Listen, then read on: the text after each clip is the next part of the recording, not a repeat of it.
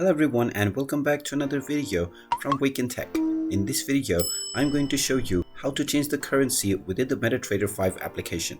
So let's get started right away. First of all, open up the MetaTrader 5 application on your device.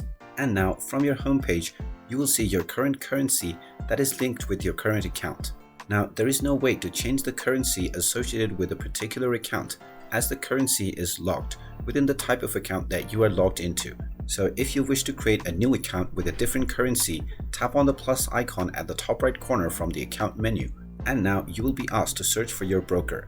Simply type in your broker ID that is linked with your desired currency or choose a new demo account by tapping on Open a Demo Account.